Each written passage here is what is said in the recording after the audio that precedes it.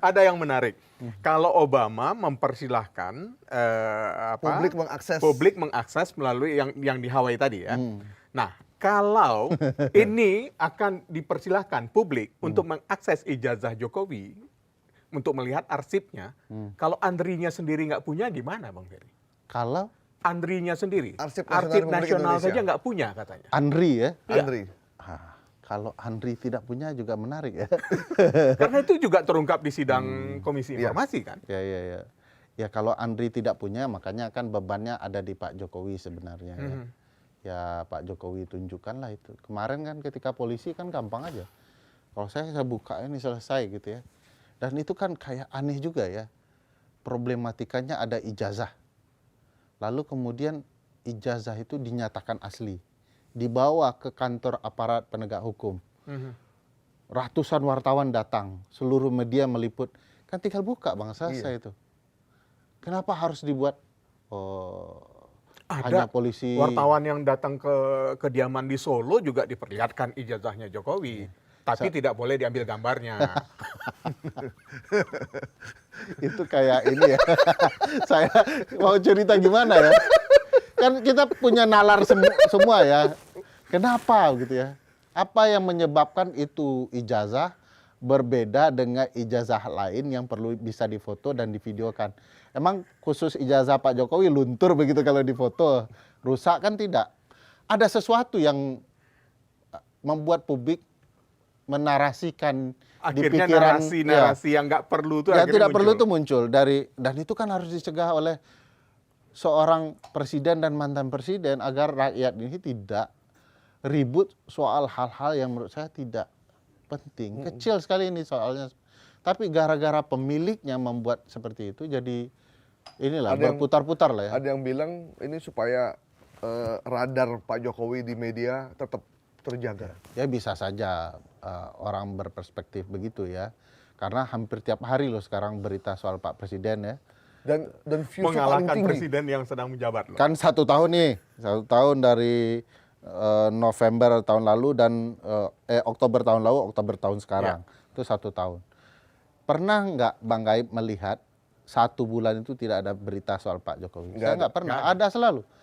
Dikunjungi menteri lah, soal ijazah lah, soal sakit lah, soal datang mantan menteri dan lain-lain ya.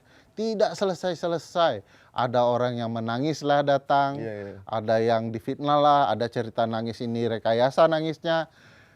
Apa nggak capek kita kalau semua mantan presiden diberitakan tiap hari, sementara presidennya sendiri sedang entah kemana gitu ya ceritanya. Jadi bagi saya itu mereduksi nilai presiden yang sedang berkuasa, tidak elok juga kalau memang isu itu benar. Oke, Bang, sebelum kita menutup edisi ijazah ini ya. Iya. Kalau pertanyaan Bang Gaib, berapa nomor ijazahnya saya nggak tahu. Nggak bisa lihat karena di blur blackout ya? katanya, di blackout. Nah, ada mulai di media sosial bilang masih kita kan negara pemaaf.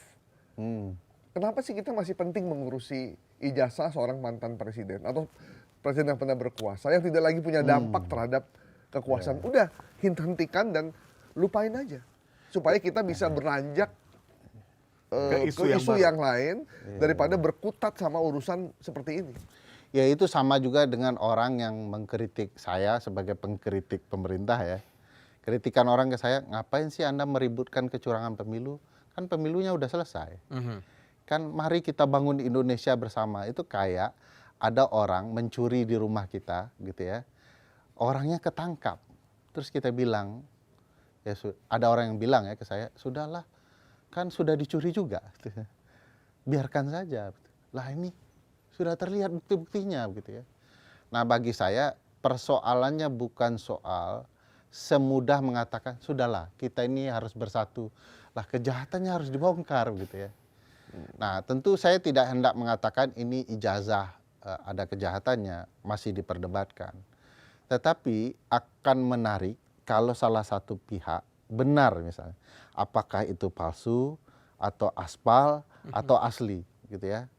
Kenapa menarik? Karena begini, kalau dia asli palsu atau aspal, asli atau palsu ya aspal itu.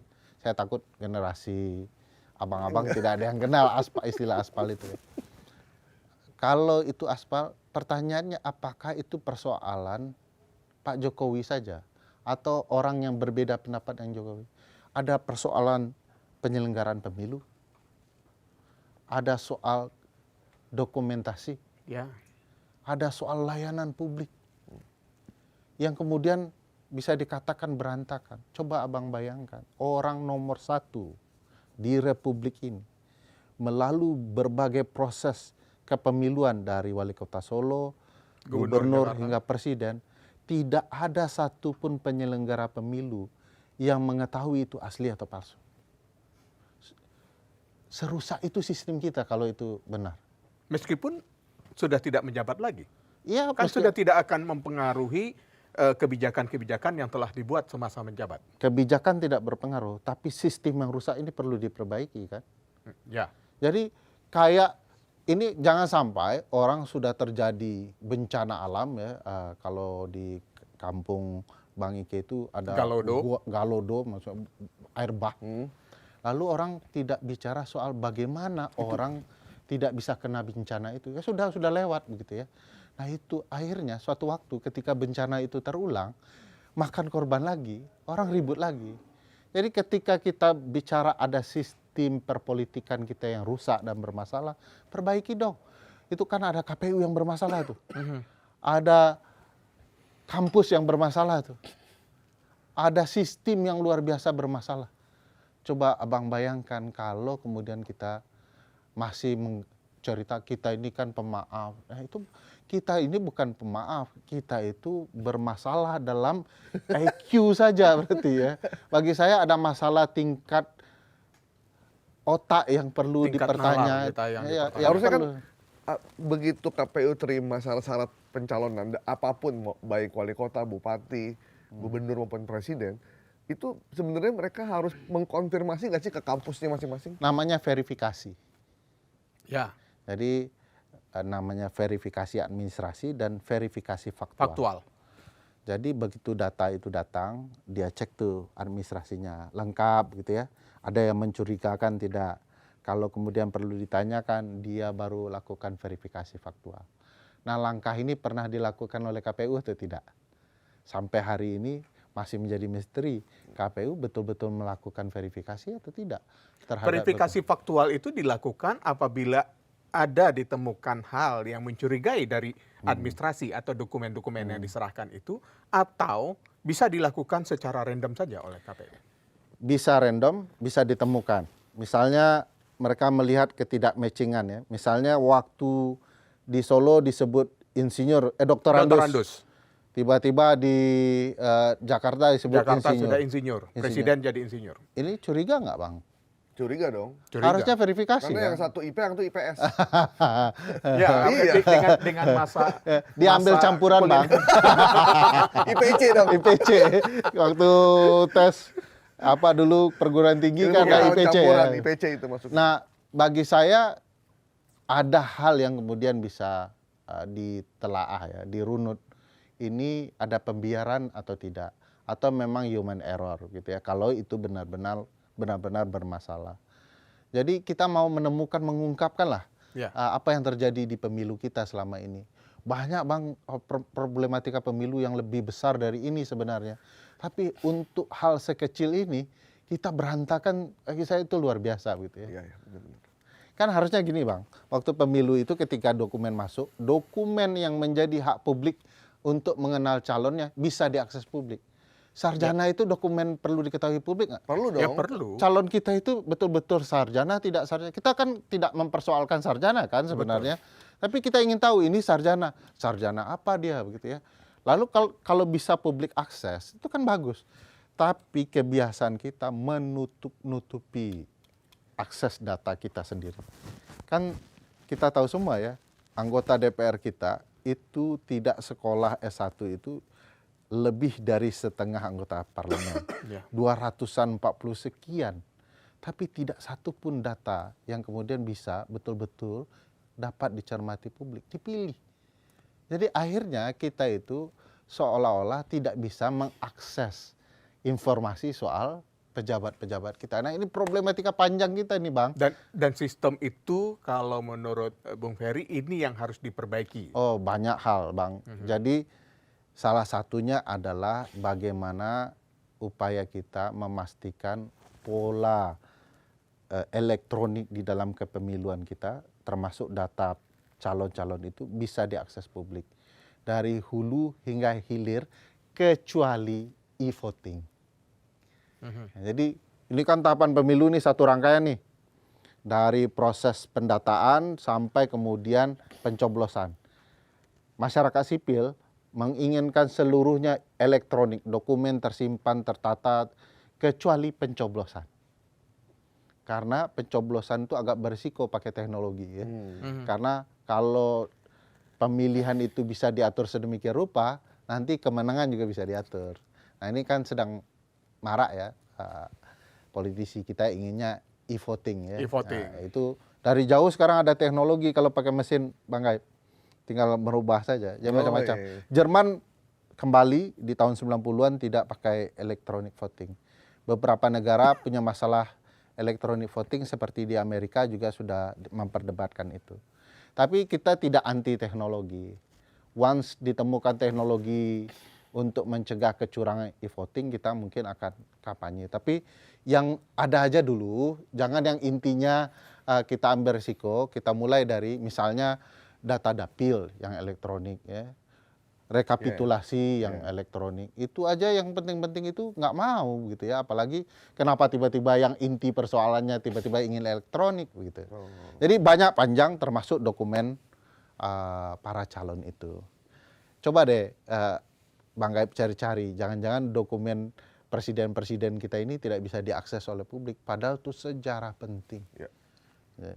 Termasuk semua kepala daerah, Oh, anggota DPR, Iya. ketua segala macam ya, Iya. mesti bisa diakses. Atau jangan-jangan undang-undang informasi publik itu jadi tidak berjalan sebagaimana mestinya, Iya. Bung Ferry. Undang-undang informasi publik kita itu kan tidak terlalu ideal, tetapi apa yang sudah ada itu kalau dijalankan dengan segala konsekuensinya udah menarik tuh, udah bagus. Bang, dari kasus kemarin ya, waktu sidang ijazah Pak Jokowi di Komisi Informasi, publik baru melek loh, bahwa oh ternyata kita punya undang-undang, kita punya komisi dan kita bisa menyidangkan kalau kita dan ternyata kita boleh minta loh data apapun yang terbuka, Yang bukan dikecualikan. yang bukan dikecualikan, dan kalau tidak dikasih ternyata kita bisa Gugat gitu. di Jadi Komisi Informasi. memang literasi kita soal informasi publik itu masih agak rendah ya, padahal ini powerful sekali loh. Ya, saya kasih contoh Bang Gaib. Teman-teman ICW itu pernah menggugat informasi data keuangan partai. Ya. Semuanya kalah oleh ICW, tapi semua partai tidak mau ngasih data. Tetap tidak mau memberikan data. Tidak mau. Nggak ada sanksinya memang. Enggak ada. Memang itu kelemahannya ya di titik tertentu. Kalau kita memikirkan sanksi untuk soal dana partai itu adalah pengurangan dana. Itu jauh lebih efektif. Publik saya tidak mau mempidanakan pejabatnya loh, Bang. Dari kalau partai tidak mau mengungkapkan dananya, ya udah kurangin saja jatah mereka. Jadi selesai urusan. Jadi tidak ada niat kita mau mempidanakan partai politik atau pejabatnya.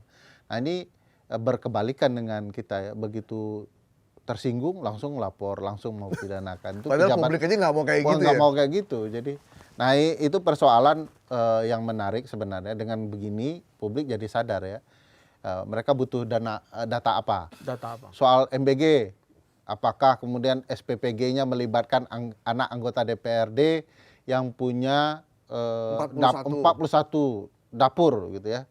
250-an juta per hari dia dapat keuntungan. Itu data.